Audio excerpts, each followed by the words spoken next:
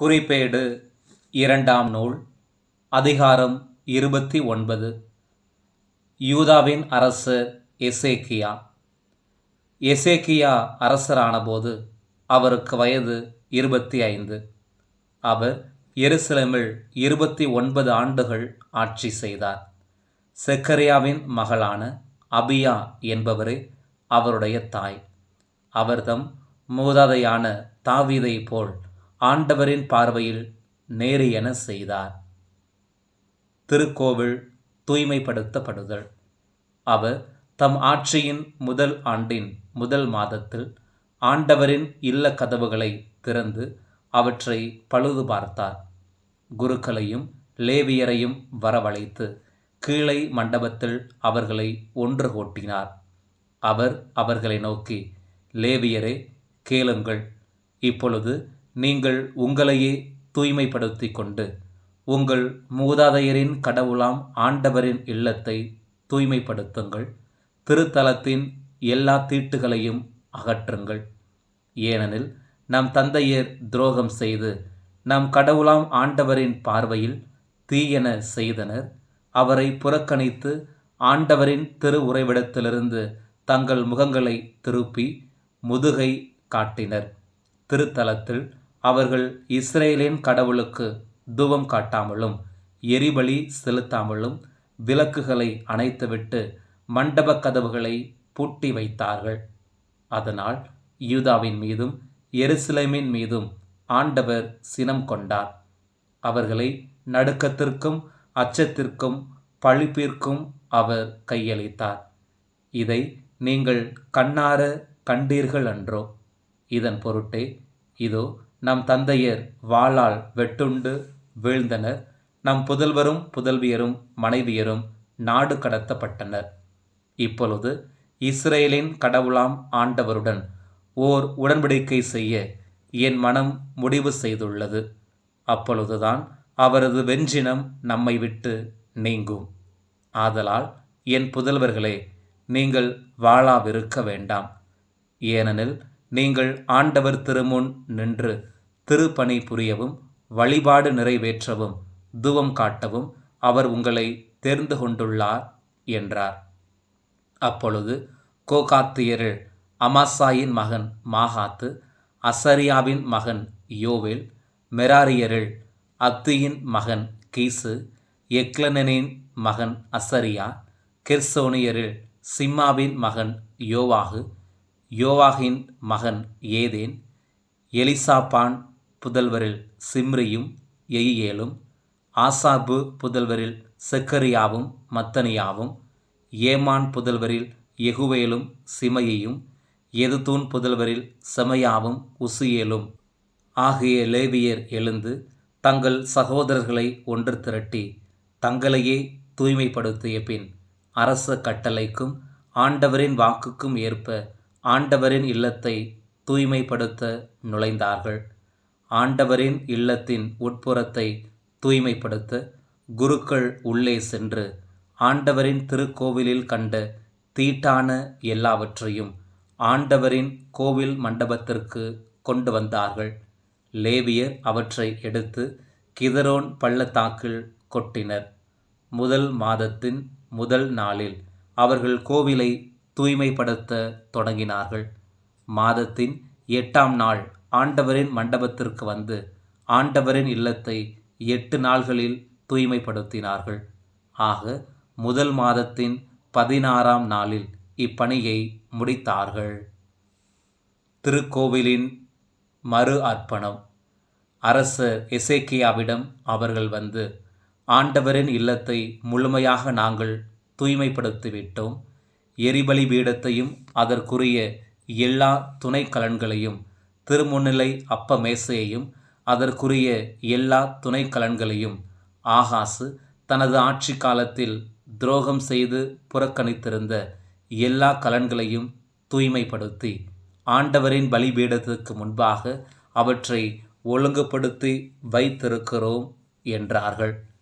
அரசர் எசேக்கியா வைகரையில் எழுந்து நகர தலைவர்களை ஒன்று திரட்டி கொண்டு ஆண்டவரின் இல்லத்திற்கு சென்றார்.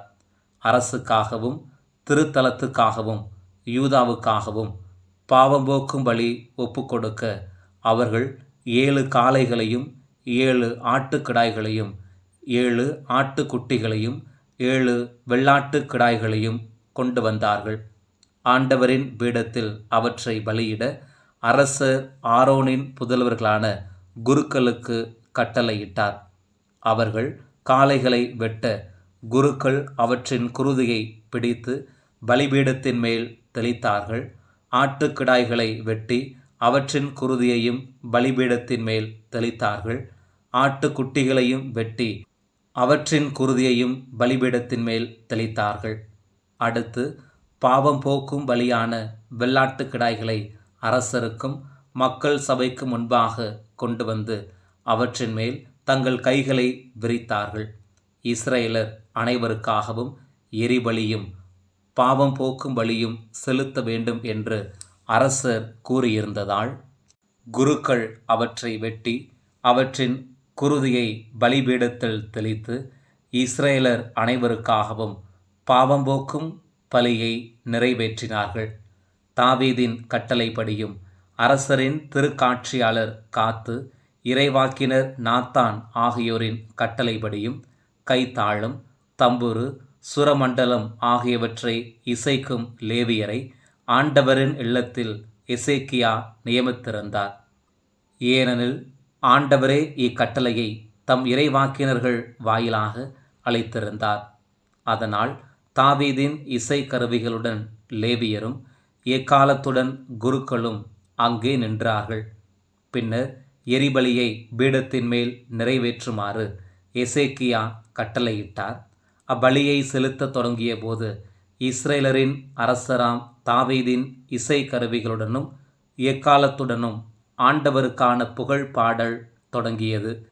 எரிபலி நிறைவேறு மட்டும் பாடகர்கள் பாட, எக்காலம் முழங்க எல்லா மக்களும் வணங்கி நின்றார்கள்.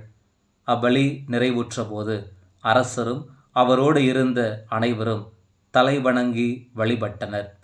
தாவீதின் வார்த்தைகளிலும் திருக்காட்சியாளர் ஆசாபின் மொழிகளிலும் ஆண்டவரை புகழுமாறு அரசர் எசேக்கியாவும் தலைவர்களும் லேவியர்களுக்கு கட்டளையிட்டார்கள். அவர்களும் மகிழ்ச்சியுடன் ஆண்டவரை புகழ்ந்து தலைவணங்கி வழிபட்டார்கள். அப்பொழுது எசேக்கியா அவர்களை நோக்கி, இதோ நீங்கள் ஆண்டவருக்கென உங்களையே அர்ப்பணித்துள்ளீர்கள். ஆதலால் அணுகி வாருங்கள், ஆண்டவரின் இல்லத்துக்கு பலிகளையும் நன்றி பலிகளையும் கொண்டு வாருங்கள் என்று கூறினார். அப்பொழுது மக்கள் சபையார் பலிகளையும் நன்றி பலிகளையும் கொண்டு வந்தனர். விரும்பியோர் பலர் எரிபலிகளையும் கொண்டு வந்தனர். மக்கள் சபையார் கொண்டு வந்த எரிபலிகளின் மொத்த எண்ணிக்கை 70 காளைகள், 100 ஆட்டுக்கிடாய்கள், 200 ஆட்டுக்குட்டிகள். இவையாவும் ஆண்டவருக்கான எரிபலி. இவற்றுடன் அவர்கள் 600 மாடுகளையும் 3000 ஆடுகளையும் அர்ப்பணித்தார்கள். குருக்கள் சிலரே இருந்ததால் எரிபலிக்கான எல்லாவற்றையும் தோல் உரிக்க அவர்களால் இயலவில்லை. எனவே அவ்வேலையை முடித்து தங்களை தூய்மைப்படுத்தும் வரை அவர்களுக்கு அவர்களுடைய சகோதரர்களான லேவியர் உதவி செய்தனர். ஏனெனில் குருக்களை விட தம்மை தூய்மையாக்கிக் கொள்வதில் லேவியர் அதிக நேர்மையுடன் நடந்து கொண்டனர். ஏராளமான எரிபலிகளுடன் நல்லுறவு பலிகளின் கொழுப்பும் எரிபலிக்கான நீர்ம படையல்களும் அங்கு இருந்தன. இவ்வாறு ஆண்டவரின் இல்ல வழிபாடு மறுமலர்ச்சி அடைந்தது. தம் மக்களுக்காக கடவுள் ஆற்றியது குறித்து எசேக்கியாவும் எல்லா மக்களும் மகிழ்ந்தார்கள். ஏனெனில் இவை யாவும் மிக விரைவாய் நடந்தேறின. குறிப்பேடு 2ஆம் நூல், அதிகாரம் 30. பாஸ்கா விழா. இஸ்ரேலின் கடவுளாம் ஆண்டவருக்கு பாஸ்கா விழாவை கொண்டாட ஆண்டவரின் இல்லத்திற்கு வருமாறு இஸ்ரேல் யூதா மக்கள் அனைவருக்கும் எசேக்கியா ஆள் மூலமும் அழைப்பு விடுத்தார். எப்ராயிம் மனாசே குலத்தாருக்கு மடல் மூலம் அழைப்பு விடுத்தார். பாஸ்காவை 2ஆம் மாதத்தில் கொண்டாடுவதற்காக அரசரும் தலைவர்களும் எருசலேமின் மக்கள் சபையார் எல்லாரும் முடிவு செய்தார்கள். போதுமான குருக்கள் தங்களை தூய்மைப்படுத்தி கொள்ளாததாலும் மக்கள் எருசலேமில் வந்து கூடாததாலும் குறிப்பிட்ட காலத்தில் பாஸ்காவை கொண்டாட இயலவில்லை. அரசருக்கும் மக்கள் சபையார் எல்லாருக்கும் இத்திட்டம் சரி எனப்பட்டது. எருசலேமில் இஸ்ரேலின் கடவுளாம் ஆண்டவருக்கு பாஸ்கா விழா கொண்டாட பெயர்சபா முதல் தான் வரை இருந்த இஸ்ரேலர் எல்லாருக்கும் அழைப்பு விடுக்கும் ஓர் அறிவிப்பை அனுப்ப முடிவு செய்தனர். ஏனெனில் எழுதியுள்ளபடி மக்கள் பெருந்தொகையினராய் அதனை கொண்டாடவில்லை. அரசரிடமிருந்தும் தலைவர்களிடமிருந்தும் மடல்களை பெற்றுக்கொண்ட அஞ்சலர் அரச கட்டளைப்படி இஸ்ரேல் யூதா நாடெங்கும் சென்று, இஸ்ரேல் மக்களே, ஆபிரகாம் ஈசாக்கு இஸ்ரேலின் கடவுளாம் ஆண்டவரிடம் திரும்பி வாருங்கள். அப்பொழுது அசிரிய மன்னர்களின் கைக்கு தப்பிய எஞ்சியோராகிய உங்களிடம் அவர் மீண்டும் வருவார். தங்கள் மூதாதையரின் கடவுளாம் ஆண்டவருக்கு எதிராக தீமையானதையே செய்த உங்கள் தந்தையர் சகோதரர்கள் போன்று நீங்கள் இருக்க வேண்டாம். நீங்களே காண்பது போல் அவர் அவர்களை கடுமையாக தண்டித்தார். உங்கள் மூதாதையரை போல் நீங்களும் முரட்டு பிடிவாதம் கொண்டவராய் இருக்க வேண்டாம். மாறாக ஆண்டவருக்கு பணியுங்கள். அவர் என்றென்றும் புனிதமாக்கியுள்ள திருத்தலத்திற்கு வந்து உங்கள் கடவுளாம் ஆண்டவருக்கு ஊழியம் புரியுங்கள். அப்பொழுது அவரது கோபக்கனல் உங்களை விட்டு நீங்கும். நீங்கள் ஆண்டவரிடம் திரும்பி வந்தால் உங்கள் சகோதரர்களும் புதல்வர்களும் தங்களை சிறைப்படுத்தியோரிடமிருந்து இரக்கம் பெற்று இந்த நாட்டுக்கு திருப்பி அனுப்பப்படுவார்கள். ஏனெனில் உங்கள் கடவுளாம் ஆண்டவர் அருளும் இரக்கமும் கொண்டவர். நீங்கள் அவர் பால் திரும்பினால் அவரது முகத்தை உங்களிடமிருந்து திருப்பிக் கொள்ளார் என்றனர். அவ்வஞ்சலர் எப்ராயிம் மனாசே நாடுகளிலும் செபுலோனிலும் கூட நகர் நகராக சென்றனர். ஆனால் அந்நாடுகளின் மக்கள் இவர்களை எள்ளி நகையாடினார்கள். ஆயினும் ஆசேர், மனாசே, செபுலோன் ஆகியவற்றிலிருந்து சிலர் தம்மையே தாழ்த்தி கொண்டு எருசலேமுக்கு வந்தனர். ஆண்டவரின் வாக்கிற்கு ஏற்பவும் அரசர் தலைவர்களின் கட்டளைப்படியும் யூதாவினர் நடப்பதற்கு ஆண்டவரின் ஆற்றல் அவர்களை ஒருமனப்படுத்தியது. 2ஆம் மாதத்தில் புலிப்பற்ற அப்ப விழாவை கொண்டாட எருசலேமில் மக்கள் சபையார் மாபெரும் அளவில் கூடினர். அவர்கள் எருசலேமில் இருந்த பலிபீடங்கள், தூபபீடங்கள் எல்லாவற்றையும் தகர்த்து கிதரோன் பள்ளத்தாக்கில் எரித்தார்கள். பாஸ்கா பலி. 2ஆம் மாதத்தின் 14ஆம் நாள் அவர்கள் பாஸ்கா ஆட்டுக்குட்டியை வெட்டினார்கள். குருக்களும் லேவியரும் வெட்கம் அடைந்தவர்களாய் தங்களையே தூய்மையாக்கிக் கொண்டார்கள். பின்னர் ஆண்டவரின் இல்லத்திற்கு எரிபலியை கொண்டு வந்தார்கள். கடவுளின் மனிதராம் மோசேயின் திருச்சட்டப்படி அவர்கள் தங்களுக்கு உரிய இடத்தில் நின்றார்கள். லேவியரின் கையினின்று பெற்ற இரத்தத்தை குருக்கள் தெளித்தார்கள். சபையிலிருந்த பலர் தங்களை தூய்மைப்படுத்தி கொள்ளவில்லை. எனவே பாஸ்கா பலியை புனிதப்படுத்த இயலாத தீட்டுடையோர் சார்பாக லேவியர் அதனை ஆண்டவருக்கு ஒப்புக்கொடுத்தனர். இருப்பினும் எப்ராயிம், மனாசே, இசக்கார், செபுலோன் குலத்து மக்கள் பலர் தங்களை தூய்மையாக்கிக் கொள்ளாமல் எழுதியுள்ளதற்கு மாறாக பாஸ்காவை உண்டனர். எனவே எசேக்கியா, நல்லவரான ஆண்டவரே, தம் மூதாதையரின் கடவுளாம் ஆண்டவரை தேட மனம் கொண்ட ஒவ்வொருவரையும் மன்னித்தருளும்.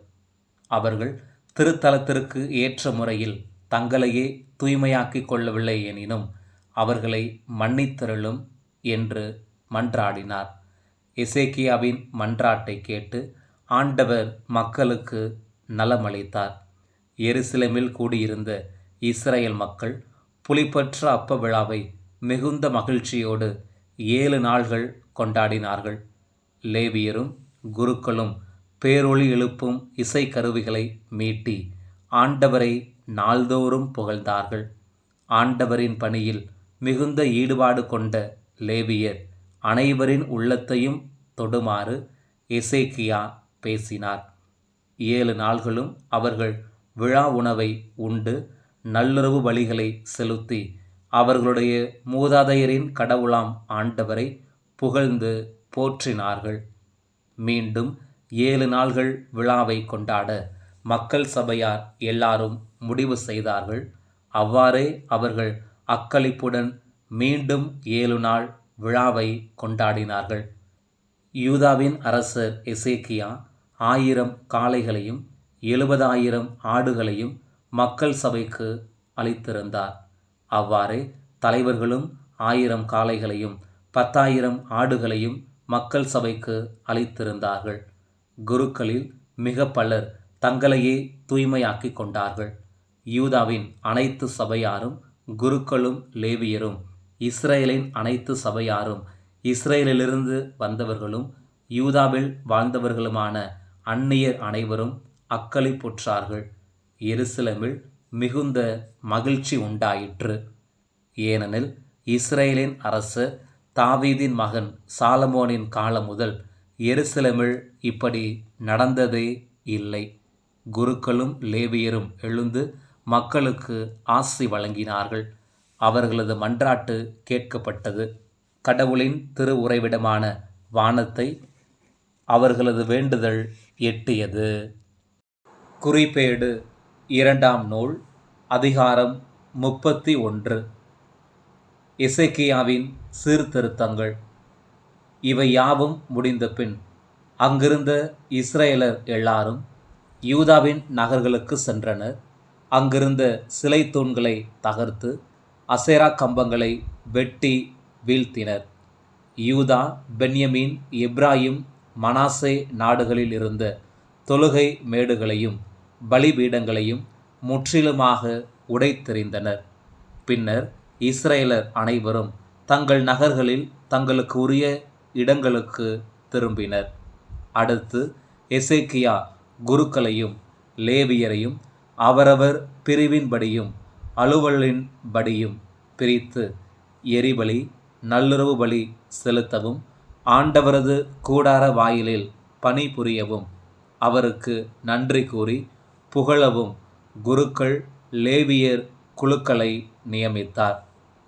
ஆண்டவரின் திருச்சட்டத்தில் எழுதியுள்ளதற்கு ஏற்ப காலையும் மாலையும் செலுத்த வேண்டிய எரிபலிக்காகவும் ஓய்வு நாள், அமாவாசை மற்றும் குறிப்பிட்ட திருநாள்களிலும் செலுத்த வேண்டிய எரிபலிக்காகவும் அரசர் தமது உடைமையின் ஒரு பகுதியை அளித்திருந்தார்.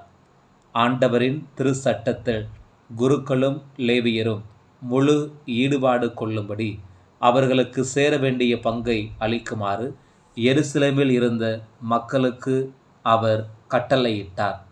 இக்கட்டளை அறிவிக்கப்பட்டவுடன் இஸ்ரேலின் புதல்வர் தானியம், திராட்சை ரசம், எண்ணெய், தேன் ஆகியவற்றிலும் நிலத்தின் விளைச்சலிலும் முதற்பலனை மிகுதியாகவே கொண்டு வந்தனர். எல்லாவற்றிலும் 10 பங்கை தாராளமாக கொடுத்தனர். மேலும் யூதாவின் நகர்களில் வாழ்ந்து வந்த இஸ்ரேலரும் யூதாவினரும் தங்கள் ஆடு மாடுகளிலும் தங்கள் கடவுளாகிய ஆண்டவருக்கு அர்ப்பணிக்கப்பட்ட புனித பொருள்களிலும் 10 பங்கை கொண்டு வந்து குவியல் குவியலாக சேர்த்தனர். 3ஆம் மாதத்தில் அவர்கள் இப்படி சேர்க்கத் தொடங்கி 7ஆம் மாதத்தில் முடித்து கொண்டார்கள். எசேக்கியாவும் தலைவர்களும் வந்து அக்குவியல்களை கண்டு ஆண்டவரை போற்றி அவர் தம் மக்களுக்கு ஆசி வழங்கினார்கள். அந்த குவியல்களை குறித்து எசேக்கியா குருக்களையும் லேவியரையும் வினவினார். அப்போது சாதோக்கு வழிவந்த தலைமை குரு அசரியா அவரை நோக்கி, ஆண்டவரின் இல்லத்திற்கு படையல்களை மக்கள் கொண்டு வரத் தொடங்கியது முதல் நாங்கள் நிறைவாக உண்டு வந்துள்ளோம். ஆயினும் எஞ்சியது மிகுதியாகவே உள்ளது. எனினும் ஆண்டவர் தம் மக்களுக்கு ஆசி வழங்கியுள்ளார். எஞ்சியுள்ளவையே இக்குவியல்கள் என்று மறுமொழி கூறினார். அப்பொழுது எசேக்கியா ஆண்டவரின் இல்லத்தில் பண்டசாலைகளை கட்டி எழுப்புமாறு கட்டளையிட அவ்வாறே அவை எழுப்பப்பட்டன. முதற் பலன்களையும் 10 பாகத்தையும் நேர்ச்சை பொருள்களையும் கவனத்துடன் அந்த அறைகளில் வைத்தனர். இவற்றையெல்லாம் கண்காணிப்பதற்கு லேவியரான கொனனியா என்பவர் தலைவராகவும் அவருடைய சகோதரர் சிமயி என்பவர் துணைத் தலைவராகவும் நியமிக்கப்பட்டனர். இவ்விருவருக்கும் கீழ் எகியேல், அசசியா, நாகாத்து, அசாயேல், எரிமோத்து, யோசபாது, எலியேல், இஸ்மகியா, மாகாத்து, பெனாயா ஆகியோர் மேற்பார்வையாளராகவும் நியமிக்கப்பட்டனர். அரசர் எசேக்கியாவும் ஆண்டவரின் இல்லத்து தலைவர் அசாரியாவும் கட்டளையிட்டவாறு இவர்கள் நியமிக்கப்பட்டார்கள். லேவியரான இம்னாவின் மகனும் கீழை வாயிற் காப்பாளருமான கோரே என்பவர் ஆண்டவருக்கு அளிக்கப்பட்ட தன்னார்வ காணிக்கைகளையும் படையல்களையும் பங்கிட அதிகாரம் பெற்று கடவுளுக்கு அர்ப்பணிக்கப்பட்டவற்றிற்கு பொறுப்பேற்றிருந்தார். குருக்களின் நகர்களில் தங்கள் சகோதரர்களுக்கு பெரியோர் சிறியோர் என்ற பாகுபாடின்றியும் பிரிவுகளின் முறைப்படியும் பொருள்களை பகிர்ந்து கொடுப்பதில் ஏதோன், மின்யமின், ஏசுவா, செமாயா, அமரியா, செக்கனியா ஆகியோர் மிகவும் நேர்மையான முறையில் அவருக்கு உதவி செய்தனர். அவர்களின் தலைமுறை அட்டவணையில் எழுதப்பட்ட 3 வயதும் அதற்கு மேற்பட்ட வயதும் உடைய ஆண் பிள்ளைகளைத் தவிர அவரவர் தம் பிரிவின்படி தங்கள் பணியின் காரணமாக அன்றைய கடமையை நிறைவேற்ற ஆண்டவரின் இல்லத்திற்கு வருகிற ஒவ்வொருவருக்கும் பங்குகள் கொடுக்கப்பட்டன. குருக்கள் தங்கள் மூதாதையரின் குடும்பத்தின்படி பதிவு செய்யப்பட்டார்கள். 20 வயதும் அதற்கு மேற்பட்ட வயதும் உடைய லேவியர் தங்களது பணியின்படியும் பிரிவின்படியும் பதிவு செய்யப்பட்டார்கள். குருக்கள் தங்கள் எல்லா குழந்தைகள், மனைவியர், புதல்வர், புதல்வியர் ஆகிய அனைவருடனும் பதிவு செய்யப்பட்டார்கள். ஏனெனில் அவர்கள் தங்களை தூய்மையாக வைத்து கொள்வதில் மிகவும் கவனமாக இருந்தார்கள். தங்கள் நகர்களை அடுத்த வெளி நிலங்களிலோ வேறு நகர்களிலோ வாழ்ந்த ஆரோனின் புதல்வர்களான குருக்களுக்கு சேர வேண்டிய பங்குகளை அளிக்க ஆள்கள் நியமிக்கப்பட்டார்கள். குருக்களின் குடும்பங்களில் எல்லா ஆண்களும் லேவியர்களின் தலைமுறை அட்டவணையில் பதிவு செய்த அனைவருக்கும் அவர்கள் பங்குகளை அளித்தார்கள். எசேக்கியா யூதாவெங்கும் இவ்வாறு செய்தார். அவர்தம் கடவுளாம் ஆண்டவர் திருமுன் நன்மையானதையும் நேர்மையானதையும் உண்மையானதையும் செய்தார். அவர் கடவுளின் இல்லத்திற்கான ஒவ்வொரு திருப்பணியையும் திருச்சட்டத்திற்கும் கட்டளைக்கும் ஏற்றவாறு செய்து ஆர்வமுடன் உழைத்து தம் கடவுளை முழு இதயத்தோடு நாடினதால் அவர் அனைத்திலும் வெற்றி கண்டார்.